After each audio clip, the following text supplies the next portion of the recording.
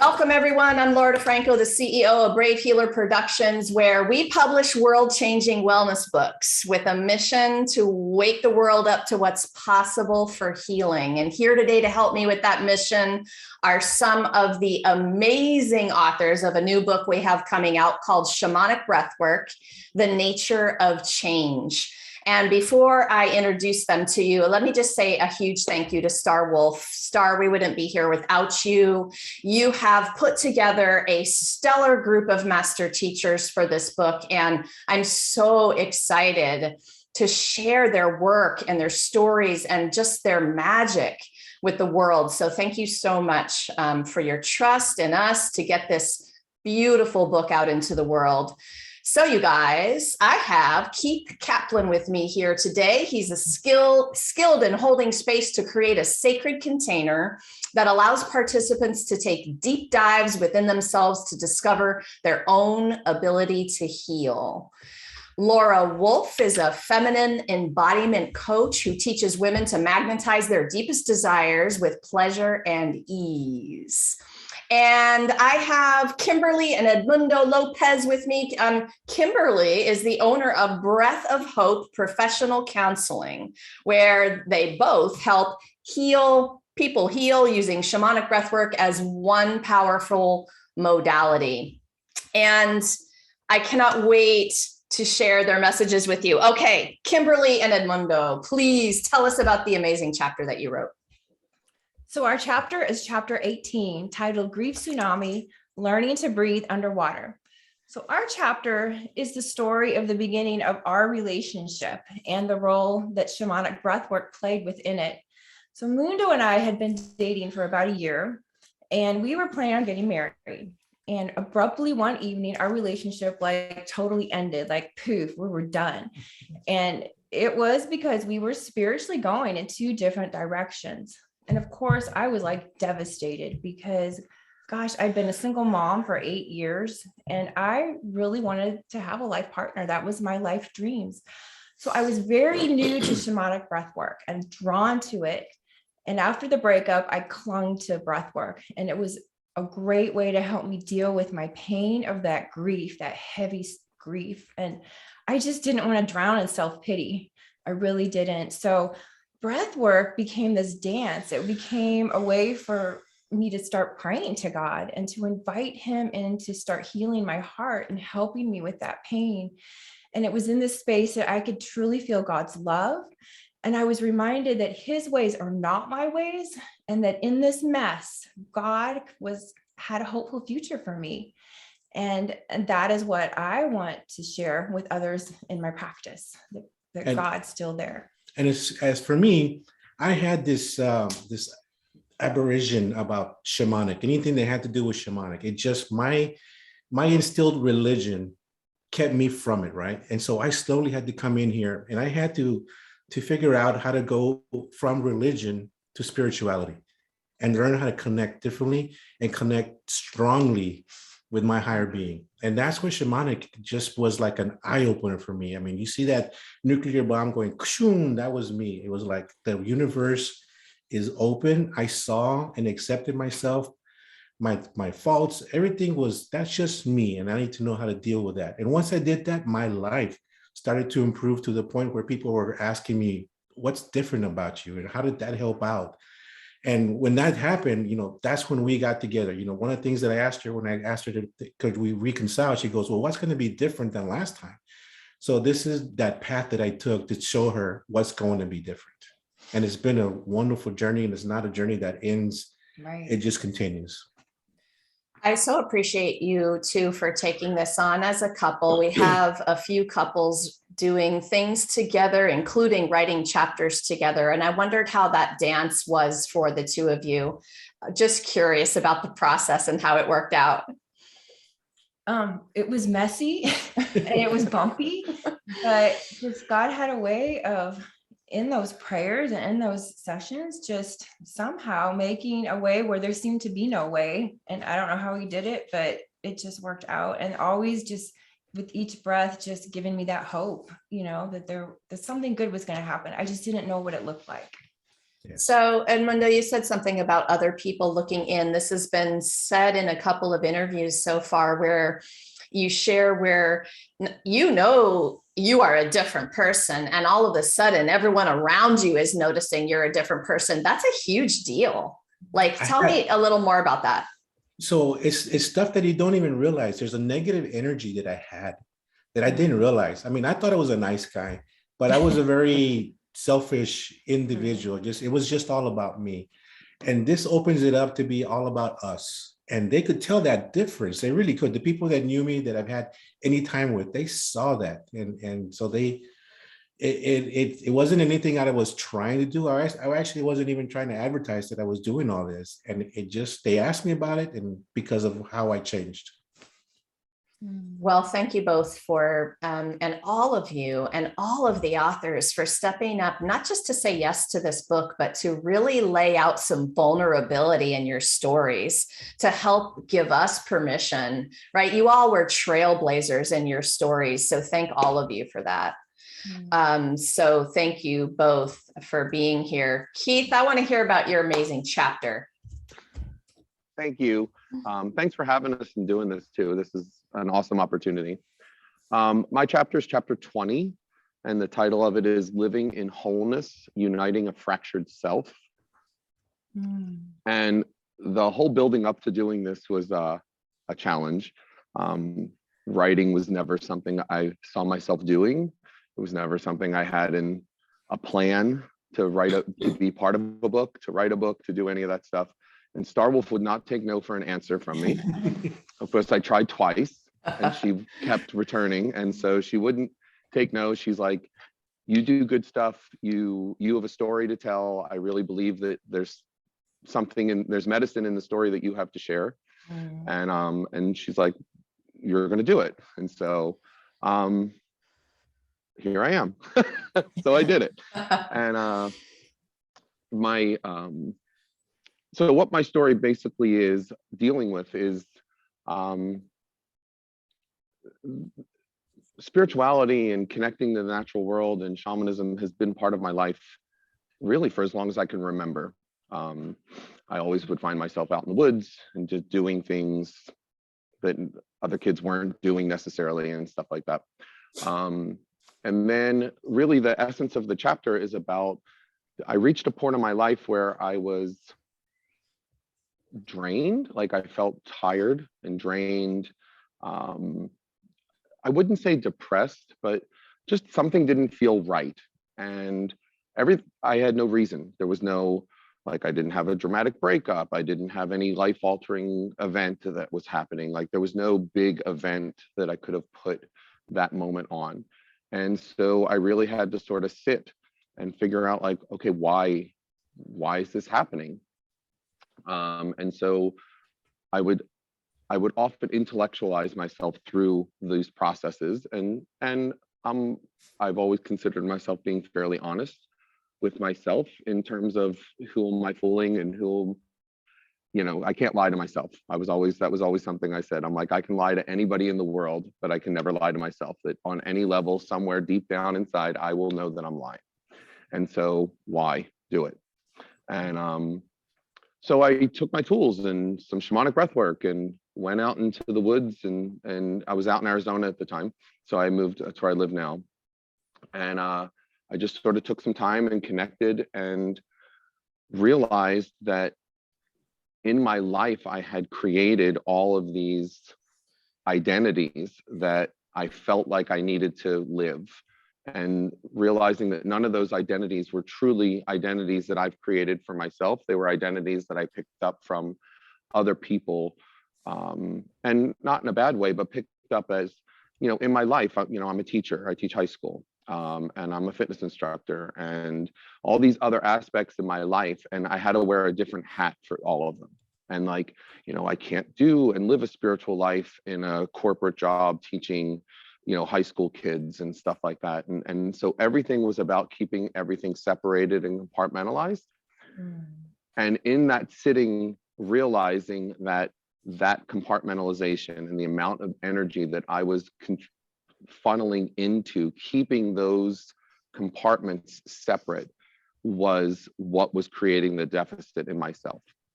And so once I realized that, figuring out how that was the uniting a fractured self, so bringing that back into one wholeness, one me, and living the me in all aspects of my life, and sort of removing those compartments and engaging in my life as me all the time, the good, the bad, the ugly. You know, Starwolf always talks about the light and the dark, no difference.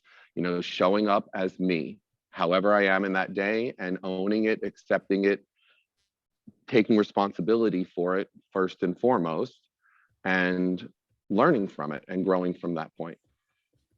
I can feel the energy coming back in, even at listening to you talk about that. It's exhausting doing what you were talking about doing, the compartments and the trying to keep it all together, you know, or separated rather. Yeah. Okay, I got a question for you. Are the kids going to read this book? Are you worried about that? I mean, I do a lot of sound work and stuff like that. I do meditations in my classes. I do sound work in my classes. So they think I'm the weird teacher. But yet they all come back to me after they graduate and they're like, wow, that really helped me. You know, when we were doing the pandemic and I didn't have in-person teaching with some of my kids when we were online, when I saw them when we came back, they were like, I missed our meditations on Monday that we did. And I said, did you still do them? And she's like, yeah, I did. And it helped a lot. That is so all awesome. Those little things. And I teach science. Like, I'm an earth and space science and biology teacher. So it's like totally out of the realm of, you know, what that is. And to me, it's not. Like, I don't understand how people can't see how science and spirituality are together. That one's not trying to disprove the other. They're working together in concert to help us understand the world we live in. Amen. Yes, for sure. That's an amen. I am thinking about my own kids as you're talking about the kids that you serve in the classroom, and just exposing them to the different ideas, how important that is. Thank you for teaching them meditation. It serves me well too. Of course. Thank you, Keith. Thank you. Okay, Laura, tell us about your amazing chapter. Yeah, so I'm in chapter 21, and the title of it is Embodied Creatrix, Magnetizing Your Deepest Desires with Pleasure and Ease. And my story in the book begins about 5-6 years ago when I was in my mid-40s, at a moment of heartbreak and body breakdown happening at the same time. I had been facilitating shamanic breathwork for like 10 years already at that point, but like many women who are called to a life of service, I was pushing myself too hard. As a single mom and a business owner, I was just going and doing and all the time, just never stopping. My son was in grade school at that time, and I'd be seeing clients all day while he was at school. And then after school, we'd have soccer and homework and dinner and bedtime and, all the things that all moms do. And then after he would go to bed, I would be in online classes trying to learn how to grow my business. And I was often staring at screens till midnight. And then I was so wired from staring at screens, I couldn't sleep. So then I was exhausted and brain foggy and anxious all the time. And I got sick every couple of months, and my sex drive completely disappeared. And in the midst of all of that, I had what Keith didn't have. I had a dramatic breakup with the man that I'd been deeply in love with for 10 years at that point. And we had this sort of tumultuous on again, off again relationship. And it finally just, it was over. And I had the biggest heart shattering of my life. And the combination of that vulnerability of the heart shattering, along with my body falling apart on me, I kind of couldn't function for a few months. And I was doing a lot of shamanic breath work to process and release all the grief and the shame of what's wrong with me? Why can't I keep a relationship together? And in one of those shamanic breathwork journeys, the divine feminine said to me, darling, it is time to completely surrender, completely let go of trying to direct and control your life and control outcomes and control your business, and learn how to create from feminine principles of pleasure and ease and flow, instead of being in masculine overdrive, trying to get stuff done all the time. And it was like, whoa, like what? There's another way? What? I don't understand. And I started studying feminine embodiment and feminine creation and Tantra, and completely changed how I do my life and how I do my business and parenting and all the things, relationships. And my chapter in the book is dedicated to helping women start to identify if they're in masculine overdrive and if they're, overly using their masculine capabilities to create their life, and then the signs and symptoms of that. What is it doing to their body, to their relationships? And have they had enough yet? And are they ready to start learning a completely different way of existing in their body and creating their lives? And then offering some tools within the chapter of how to start that process of turning that around to create from feminine essence and create from pleasure and ease. Ooh, which sounds juicy and amazing. And pretty yummy way to live. I had a coach say to me one day, it'd be good if you smell the smoke before your house burns down. And she really was talking about that burnout. Yeah. And to listen to my body much, much sooner than I was used to, waiting for the screams or listen to the whispers, so you don't get to that place. So I feel your story. And for all of you, thank you again, just for putting those real stories out there and helping us, understand that we're not alone with all of it. Okay, so for all of you, Kimberly and Edmundo, I'm going to go with you guys first on this next question. The subtitle of our book is The Nature of Change. And I want to know really what that means to you personally. How has that played out in your own life? What do you think about when you think of that subtitle? Change is something I don't embrace. It's something I probably run from.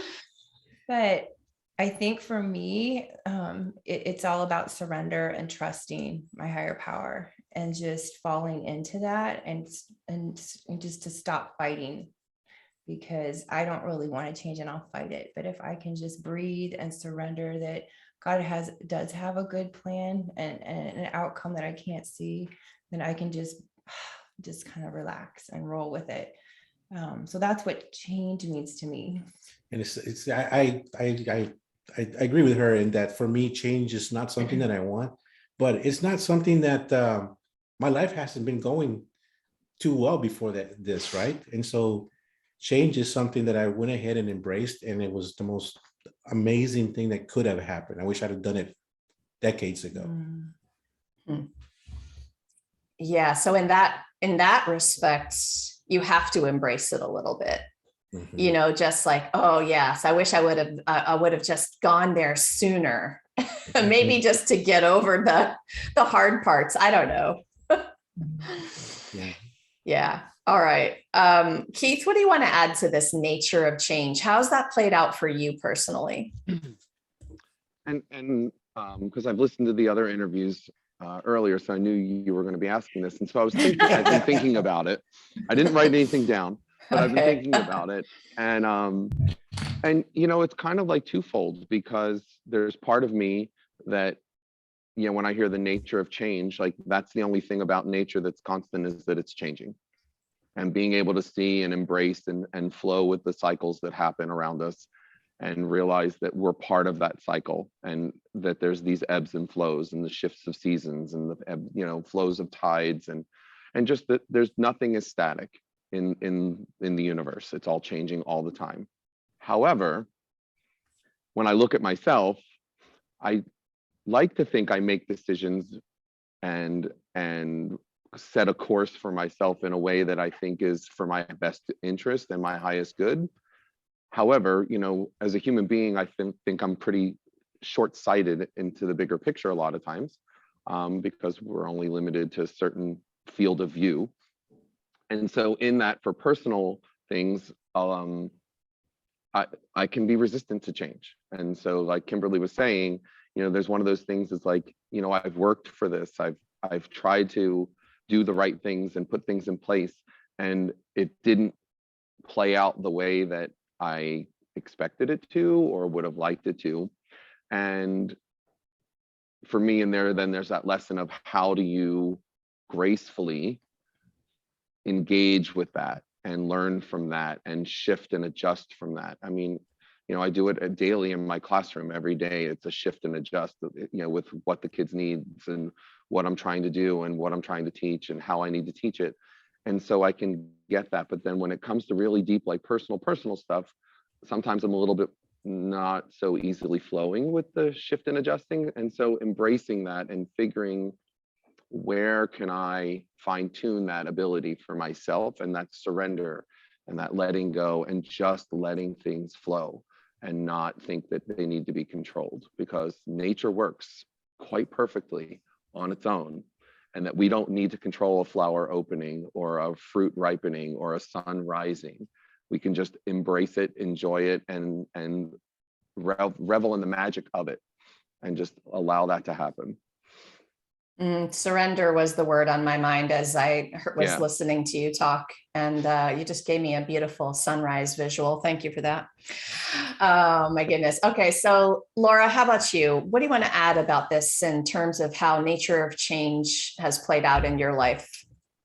Yeah, it's such a great question for me. I'm realizing I'm thinking about this as we're sitting here, is that I had a lot of training in change in my childhood because I grew up in professional theater and we moved around a lot for that. And also, like, when you're an actor in the rehearsal process, you can't get attached to a certain way of delivering a line or doing a scene, because first of all, the director might not like it and give you a way to tell you to change it and do it differently. And theater is not juicy and alive if you're like stuck in a choice. You have to keep bringing change and aliveness to it throughout the whole process.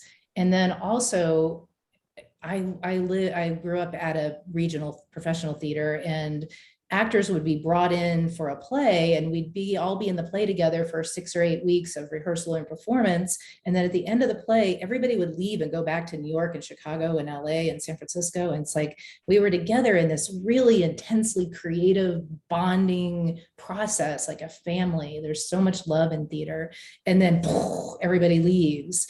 And that happened like all the time in my life, because I was in plays all the time when I was a child, and as a young adult until my mid 30s, I was still in theater and moving a lot and that whole process. So in some ways, I feel blessed that I incarnated into the family that I incarnated into, and I had like training in that and less resistance to change, I think, than a lot of people in our culture have. But then when I met Starwolf and started studying shamanic breathwork and the whole body of work of shamanism that goes along with that, she teaches a core essential process about the steps of change, the cycles of change, and working with the elements in a really conscious way in the process of change to figure out, okay, I'm here and I want to be there, and where am I in that journey, and where am I stuck, and what can I use to get myself unstuck. And learning all of those tools just opened up so much for me, and I use that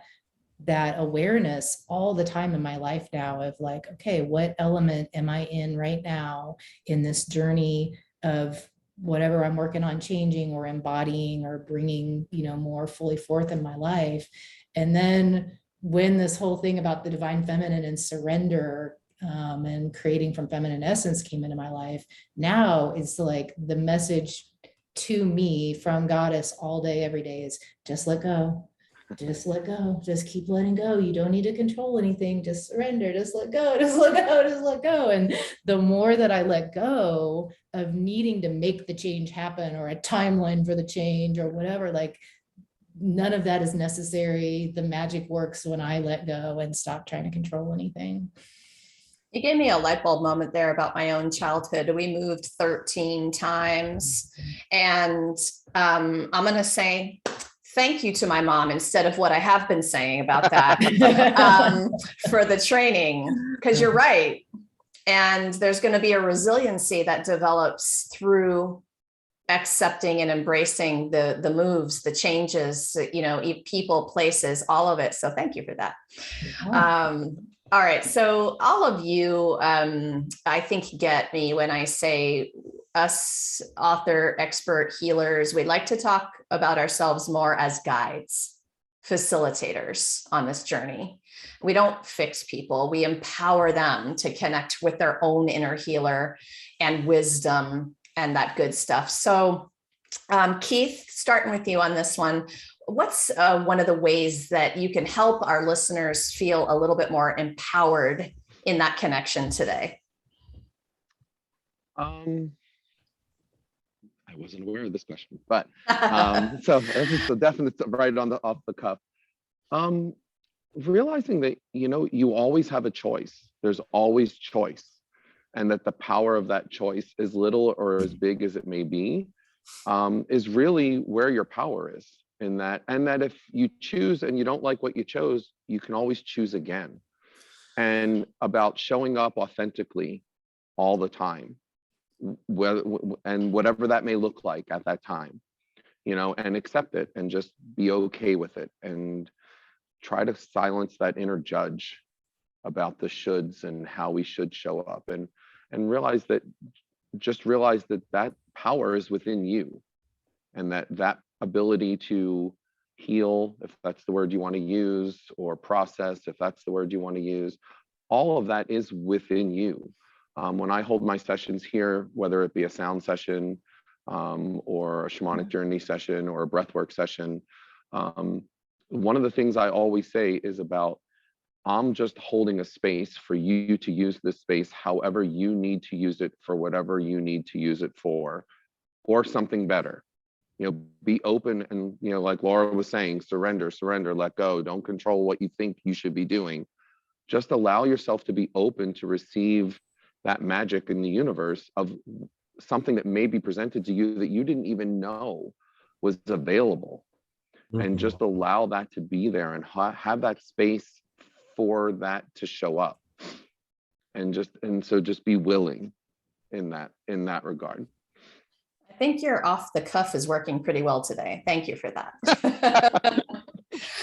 Edmundo and Kimberly, what's your answer to this one? We've got people listening, and we are great facilitators of this process. We know we're here to empower people to that place of connection. How do you guys do it? Just speaking from my own experience, strength and hope, for me, it's finding community. And that was true with breathwork. I had to find that community, and then showing up and just being open to the process, and just really, like, I love how Star Wolf says, just be curious, like breathe until you're surprised. And part of that is surrender. But I really feel that this process of empowerment can't be done by myself. Like, I need other community. So that's what I would add on to that. But I really appreciated what was already been shared by Keith. I would agree with that too. Yeah, and I agree with Keith, and a lot of what Laura said about surrender and flow. I think the most memorable experiences that I've ever had was when I let go of what my expectations were going to be for a certain event or a certain journey, or just for that day. And I just accepted what happened. And some of the more beautiful memories in my life have been when I didn't set the expectations. And all because when I set the expectations, I become rigid. And if it doesn't happen the way I wanted it, it's a disappointment.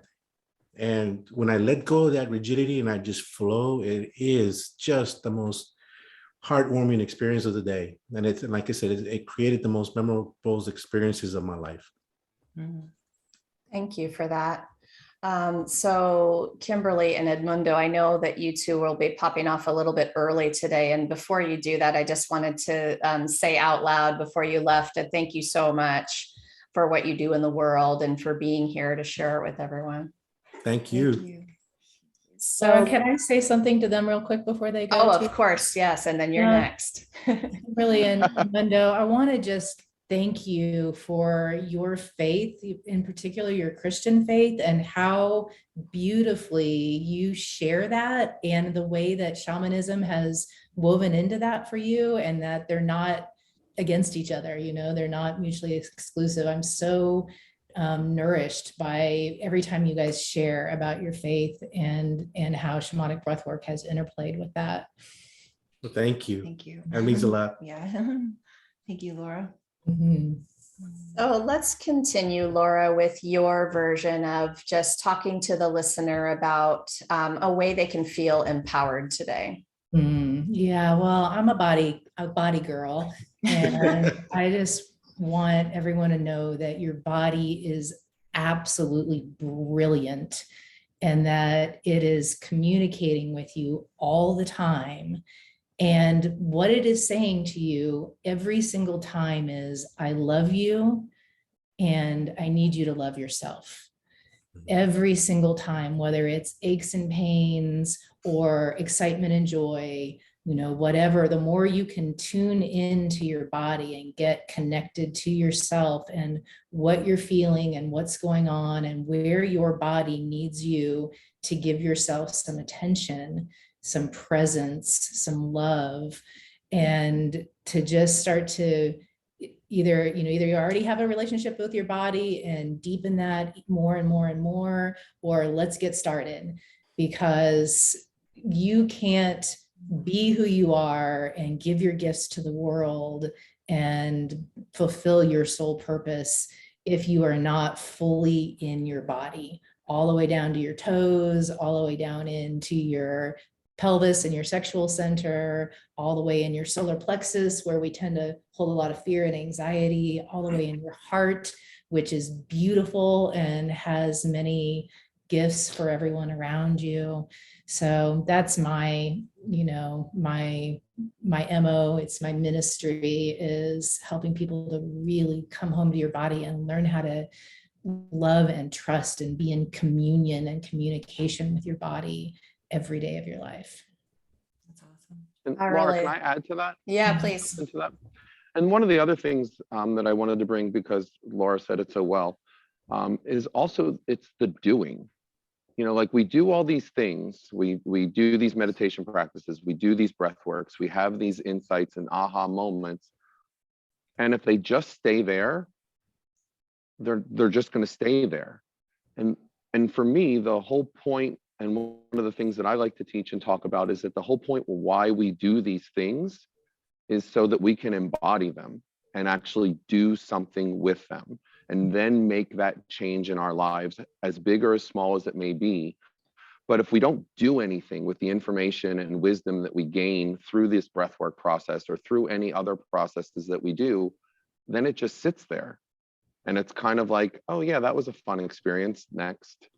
But it's the doing that is the real medicine in any of these practices that are going to be shared in this book, because I know we all shared a medicine piece, but it's the doing that really is that piece, in my opinion. Yeah, I love that. And when we share, sometimes the feedback that we get back is so incredible from people who just are first experiencing all this. And as Keith said, that doing, that sharing, that community and spreading the love. We just did a breathwork last weekend, and it was just so incredible what feedback they gave to us, and it just filled me up. We had a really great conversation about the integration in the last interview that I had, and it really, that's what you're talking about, Keith, is like, you got to integrate it and you got to pull it into your everyday life, and be it there. Somebody, I'm trying to think of it might have been Freya, who was talking about, it's not just about the tripping that you're doing in the breathwork session. It's really about pulling all of that cool stuff back into your real life and that integration. So I appreciate the breathwork's the easy part. Yes. Really, Exactly. The breathwork's easy. It's what are you going to do with what you gain from the breathwork? That's the hard part. Right. That's where the rubber hits the road. Yes. Can I add something to what Keith said? Please. So, just to sum up what you said, I love it. There's a slogan in a program that I'm in. It's called awareness first, acceptance second, and action third. So kind of how you worded that was all of that combined to me. Yes, perfect. Okay, so I have a wrap-up question. I'm going to start with Laura, with you for this one.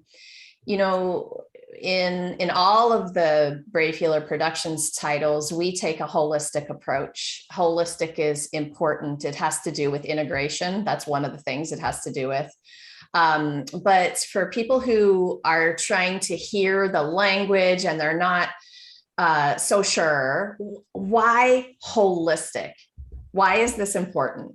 Yeah, because we are body, mind, heart, spirit, breath. We're all of these things, and they're not separable. Nothing in the whole entire universe. I mean, that's part of what the word holistic comes from. It has to do with the wholeness of the entire cosmos. We cannot slice the cosmos in half. It's impossible. We cannot slice ourselves in half. I mean, we try, but it's pretty tragic results come from that. We cannot separate our mind from our body, from our heart, from our spirit, from our emotions, from our breath.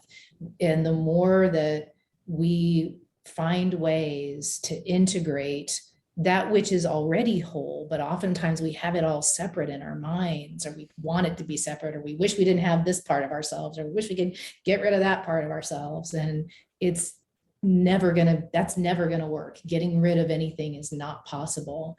Only, embracing and opening to is the only way to be our fully authentic selves, to bring our gifts forward in the world, to be a space of unconditional love for ourselves and others, because unconditional love, there's no conditions on it. We can't love some part of ourselves and resent and reject and shame some other part of ourselves. And same with everyone else in the world. We can't unconditionally, want to be a space of unconditional love and hold judgment of what's going on in the world or people's in our personal lives actions. So it's just like any tools that you can find, whether it's Shamanic Breathwork is so good at that, because it's an embodied process. It's a spiritual process. There's emotional catharsis in it. It brings all the parts of ourselves together within the journey. And then the teachings and the body of work that goes around it helps us to keep doing the work of integration in our everyday lives so that we can experience the wholeness that we already are. That's a lovely way to say that in that last sentence. Keith, you've actually been talking about this the whole time today. So what else do you want to add to this holistic chat we're having? I think Laura summed it up really well and beautifully, but it's about, in my opinion, it's an everyday, all day, all the time thing. It's not something you do on Saturday and then you do this on Monday and then this on Tuesday. It's you showing up in your life whole and accepting those parts and without the judgment of the things that maybe you don't like so much, and learning to look at those things as a teacher and seeing what you can grow from in those things. And also just being able to just be present in whatever state you are, and be gentle with yourself, and know that you're going to have days that are good, you're going to have days that are great, and you're going to have days that may not be so great, and they're all okay. And showing up how you're showing up, it's really just show up, and show up as who you are, not who you think somebody thinks you should be, and just be authentic in yourself as often. And I mean, ultimately the goal would be all the time. But baby steps, take baby steps. You didn't get to where you are overnight. You're not going to jump out of where you are overnight. And it's when you look back at all the baby steps you've taken in your life to get you to where you were, like marvel at that, have gratitude for that, and realize that you're going to continue taking those steps and honor them, celebrate them. Yes, we are something to marvel at, aren't we? Oh my gosh, yes, that's awesome. And I actually love wrapping up today in the energy of celebration, just that word. will raise people's vibes. Yeah. Keith and Laura, thank you so much for what you do in the world and for being here today to share it with everyone. Laura, thank you for putting this book together and helping to get shamanic breathwork out into the world and allowing this opportunity to talk about what we're so passionate about and hopefully inspire others to do what they're passionate about. Yeah, and just holding that space for this to be able to be birthed into the world, and for you for having the vision for doing something differently. You know, like this is not traditional how a book would normally get published. So, you know, so thank you for having that vision of risking to do something differently, and the beautiful success that has come from that. You're welcome. It's my total pleasure. Thank you for those kind words, both of you. So thanks again to Kimberly and Edmundo for being here as well. And to our listeners, you know, you probably heard something today that at least made you a little curious, resonated. You're just like, whoa, I need to hear more about that. So just drop down into the show notes, because I have all of our authors hooked up with their websites, and they're up to some pretty amazing things in the world. They're very generously there to reach out to for support. So definitely go explore. And if you're around on March 21st at 2 p.m. Eastern, we are headed for our live stream book launch party. I'm going to have all of the authors of Shamanic Breathwork with me. We're going to be doing some fun giveaways. That's going to be on the Brave Healer Productions Facebook page, and I've got that linked up down below for you as well.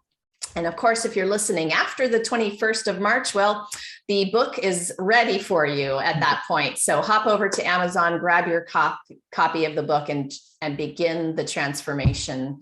It is a big deal. You guys are going to get a lot more than you expect out of this book. And lastly today, everyone, remember, your words change the world when you're brave enough to share them. So it's time to be brave. See you next time, everyone. Thank you, guys. Thank you.